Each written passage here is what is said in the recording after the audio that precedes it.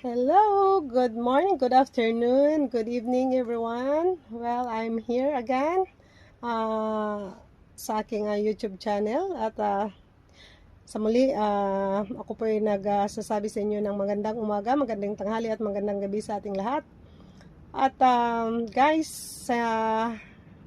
bago pa man sa mga hindi pa nakasubscribe, please subscribe my YouTube channel, Didil at maraming salamat po. At ito na, pasok na agad ako sa aking update about sa aking news para sa inyo. Guys, tulad sa thumbnail ko, nagsasabi na Franjoy tuloy pa ba?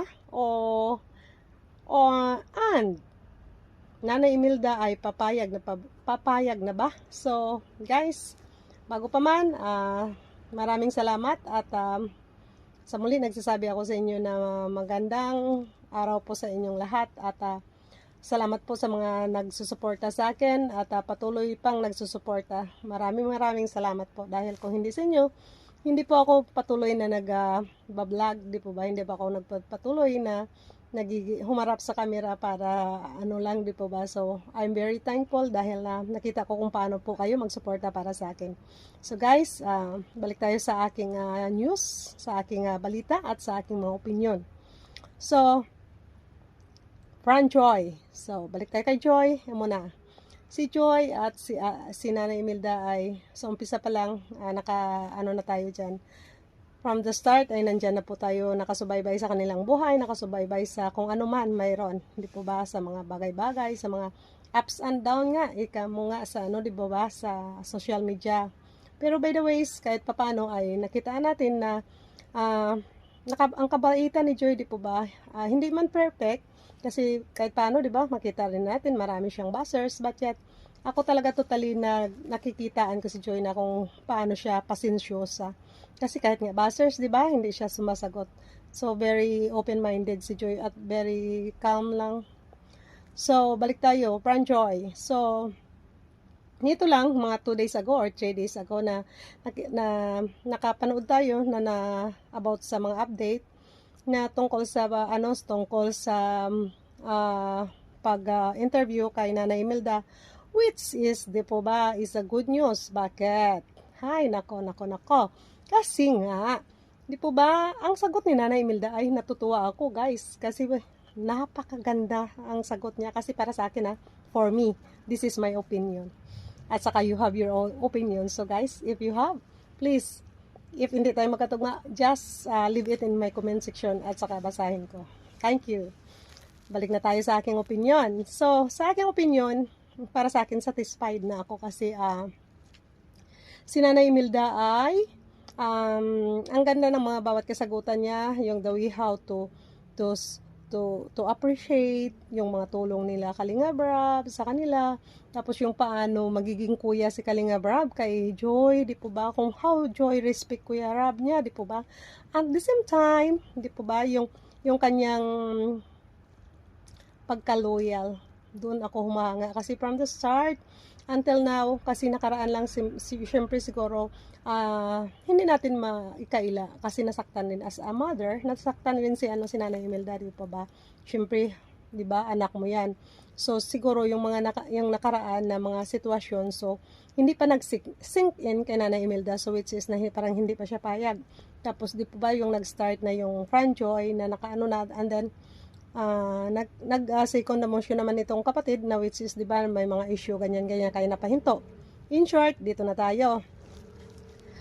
Sa ngayon, ang ganda ng na po ba, ang pasok ng 2026 sa Franjoy. Kasi si Nanay Imelda ay ang ganda ng bawat bigkas, bawat mga salita, yun nga, kasabi ko lang bago lang.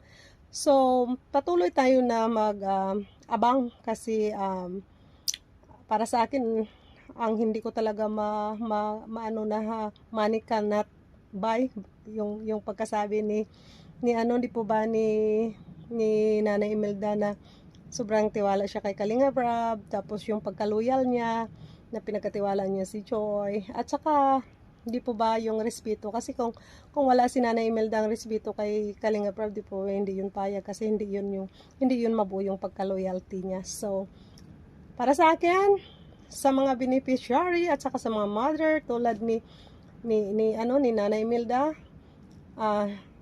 Para sa akin, siya ang dapat koronahan. Kaya Nanay Imelda ay salute yun, Nanay Imelda, sa kabutihan mo at saka sa pinapakita mo para sa kay Kalinga Prab, na kaming mga supporters ay natutuwa sa iyo. Kaya patuloy lang, Nanay Imelda. At pangalawa kong dapat bigyan ng pansin, ano siya, yung kanyang mga interview is regarding kung payag na ba siya na matuloy yung Franjoy, ganyan. Ang sagot niya naman ay basta kay si Kalinga Prab daw at saka si Joy, kasi sabi niya pinagkatiwala niya si Joy kay Kalinga Prab. Tapos yung kanyang mga sinasabi na si Joy ay hindi na yan bata, may edad na rin yan. So which is na binibigay niya yung mga desisyon kay Joy. But the same time, syempre mag-uusap sila bilang parents and daughter, di po ba? So kung baga tayo guys ay nag-aabang, nag-aantay na ng mga positive, di ba? Mga positive news. At para sa akin na mag-abang tayo kasi in my own opinion, nakitaan ko na talaga yung Franjoy ay tuloy at saka tayo mga bilang supporter, tuloy po tayo na magsuporta sa sa kay Kalinga Prab para mas lalo siyang ma-inspired at tuloy-tuloy niya na mag-uploadan at saka tuloy-tuloy niyang i-vlog yung ating mga sinusuportahan, especially yung mga love team.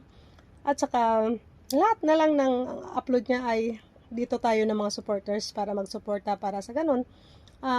Masaya bawat isa sa atin, masaya si Kalinga Prab, masaya tayo na nakita natin yung pag-active na naman ng kanyang YouTube channel, yung main channel niya. So para ikakatuwa niya, suportahan natin hindi lang Franjoy kundi lahat ng mga di ba, ng mga ina-upload niya. So guys, sa sunod nating pagkikita at sa muli, ang nakakatuwa lang talaga kasi hindi na ako makaget over kasi para sa akin yung 2026 about this, kasi nakaraan ang daming mga, di po ba, ng mga issue about sa mga angels, sa mga love team.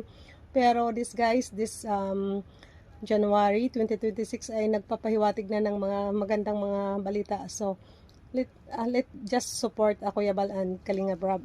Tapos para sa akin, magsubaybay tayo lagi. Ako nga nakasubaybay naman sa mga premiere at kahit minsan nahuhuli pero nanonood ako after ng mga bagay-bagay kasi work first, di po ba? At sa sunod nating pagkita at ang iyong lingkod po nagsasabi na bye for now at maraming salamat at sa nanonood palagi para sa akin, thank you so much. And nagsasabi ulit sa inyo na yung hindi pa nakasubscribe, please subscribe my YouTube channel, Daidilu, and sa hindi pa nakaklik, click the notification bell at para ma-notify kayo sa bawat upload ko. At paki-like na rin po. Salamat ng marami sa muli. At saka, God bless everyone. Bye!